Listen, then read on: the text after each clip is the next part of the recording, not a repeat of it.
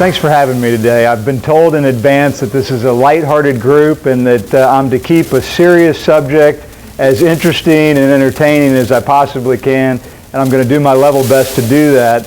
I'm going to be talking about, of course, the Palmetto pipeline that's been in the news lately, which is a big project that Kinder Morgan, an $88 billion private company, would like to run across 100% of our coastal counties here in Georgia.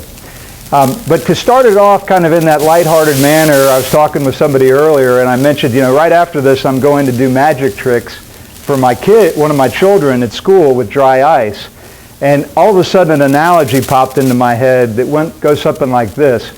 Imagine that you've got a magician that's coming to town.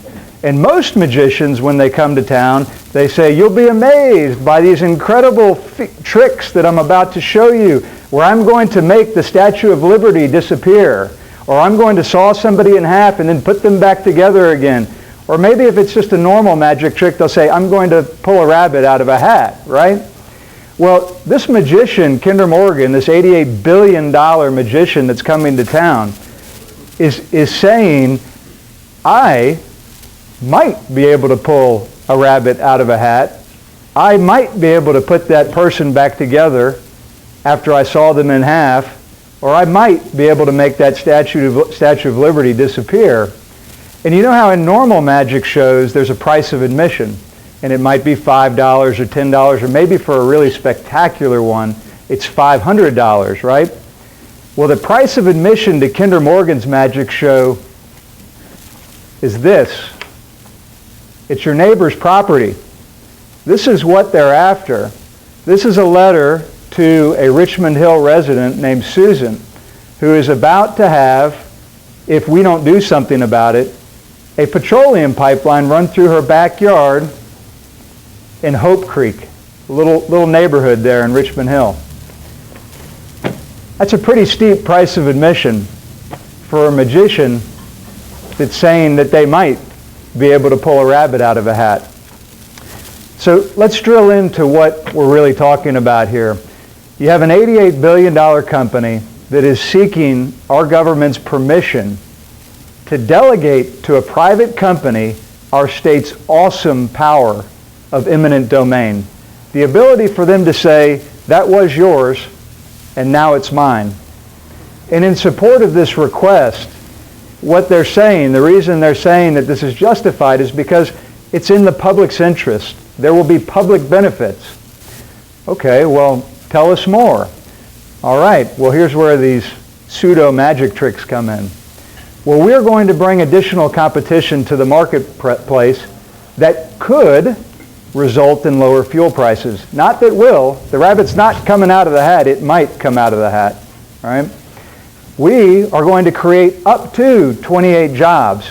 We're not going to tell you about the jobs that might disappear, but we're going to create up to 28 jobs. And oh, by the way, we're going to spend $1 billion to create 28 jobs. I don't know about y'all, but that doesn't sound like a really compelling use of $1 billion. I think it's safe to say that pipelines aren't exactly job creation engines if that's the best that they can do. And by the way, not all of those 28 jobs will even be in Georgia. Most of them are office jobs in Atlanta that have nothing to do with the coast, and others are in South Carolina and Florida. So what else? Well, there's one other thing that they say, that they're going to add a redundant source of fuel supply. They're going to bring a secondary source of fuel supply into our market that will help ensure continuous supply in the event of a natural disaster. Okay, well, let's start to look deeper into what these supposed magic tricks that are being put out there, whether or not there's really anything to this. Let's take the first one. Most people will ask me, they'll say, "Well, Ryan, you're with Colonial. I mean, isn't this really about competition?" And I say, well, neither we nor the public are in a position to really evaluate that question, because for this pipeline to have the potential to lower prices, two things have to happen. And before I tell you what those are, I want to demystify how petroleum moves into Savannah, because what I'm learning is that a lot of people don't really know. And as it turns out, the best analogy that I've come up with is toll roads. So if we're talking about the cheapest gasoline in the world, which is coming out of the Gulf Coast, There's 2 toll roads to reach Savannah. One toll road is by water. You put fuel on a big vessel and move it around Florida into our port here, into a terminal, and then it's trucked to the retail market. So that's toll road number 1. The second toll road is by pipeline. Believe it or not, pipelines serve Georgia, and the overwhelming majority of our product that comes into Savannah, in fact 75% plus, is already coming via pipeline. That toll road is pipelines in the Gulf Coast that come up to North Augusta or Macon, and then that product is trucked to the local retail market. So people ask, well, Ryan, why is it that 75% comes off of that second toll road, the pipeline to truck toll road? And I tell them, well, it's simply because that toll is less expensive. That toll today costs about 11 cents per gallon to get to the retail station here in Savannah. The other one, the water coming out of the Gulf Coast, costs about 16 cents to come by water into the terminal and then be trucked into Savannah. So that will help explain why Colonial right now, today, has less than 15% of the local market share. The water toll road right now is more expensive, and so the bulk of the product comes via the cheaper toll road. So back to those 2 things that have to happen for this new toll road that Kinder Morgan wants to build using our government's power of eminent domain and taking our neighbor's property. For that to even have the potential to lower fuel prices, that toll road must be less expensive than the existing toll road serving our market. It must. Kinder Morgan has refused to answer questions about whether or not it's less expensive. The second thing that must happen, even if that toll road is less expensive, is that that toll road must be open to fair competition. If only 1 or 2 people have access to it, and they happen to be, say, big oil companies, and they do save a little bit of money coming into Savannah, guess how much of those savings get passed on to consumers? Nada. 0. Kinder Morgan has refused to disclose anything about the shippers on this toll road that it wants to build using our government's awesome power of eminent domain. But it goes even a little bit deeper than that. See, the existing pipelines serving Georgia have one toll for everybody. So whether it's Colonial, which is very small in terms of the oil world, or whether it's ExxonMobil, we all pay the same price to move that gallon of gas. It's a level playing field. This new toll road, though, is very different. This new toll road has 4 separate tiers that are based upon volume. Why does this new toll road set up to advantage bigger shippers over little ones when the existing playing field is level? Kinder Morgan has refused to answer any details about why these tiers exist. Another question that's important to answer: how much of this product is really going to end up in Georgia?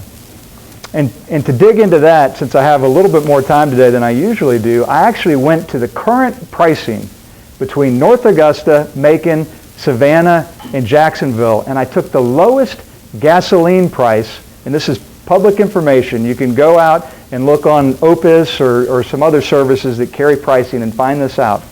And would it surprise you to know that out of those 4 markets, which one do you think has the highest gasoline prices? Wrong. Jacksonville. Jacksonville has the highest prices of all of those 4 locations by a nickel. By actually 5.15 pennies today. So, if I'm a shipper on this pipeline and I have a gallon of gas to sell, and I have a choice of shipping it to Savannah or shipping it to Jacksonville, where am I going to send that gallon of gasoline? I'm going to send it to Jacksonville. And just to give you all an idea of what that means economically, Savannah's total demand is about 20,000 barrels a day. For one of those shippers to decide to send that product here instead of Jacksonville, they would be giving up $15 million per year out of the goodness of their heart to say, we're going to send it to Savannah, the lower priced market, over Jacksonville. How many of you all think that's very likely to happen? Not many hands are going up. So let's look at another thing here. They say that they're setting up to bring additional competition to the market. And boy, does that sound nice if you don't look into the details, right? So 20,000 barrels a day is Savannah's total petroleum demand right now. How much capacity does this terminal that they want to build in Richmond Hill have to send into our market? 25,000 barrels a day. So are they setting up to bring additional competition to market, or are they setting up to displace all of the existing competition? The math's there, right? They're on record as saying 25,000 barrels is what that facility can bring to market.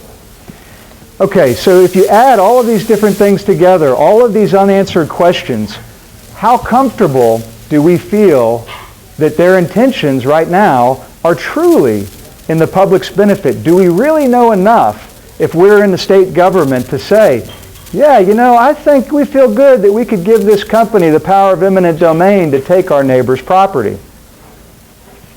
Okay, just a couple of other things, these magic tricks that they're talking about, these jobs. Let's talk about this. $1 billion to create 28 jobs.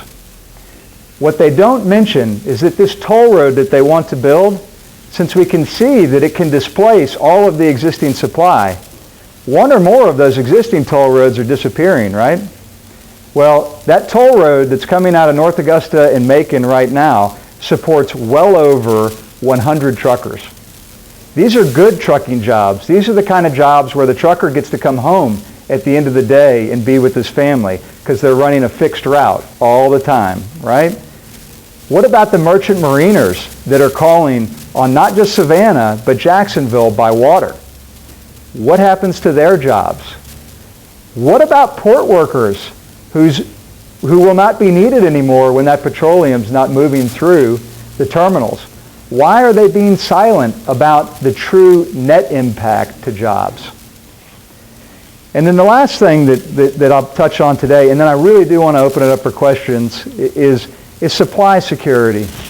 So they say that this new supply will give us supply security. Well, I think we've already established that we've got access to the pipeline and the water already. In fact, 75% of our volume is coming off of the pipeline as it is.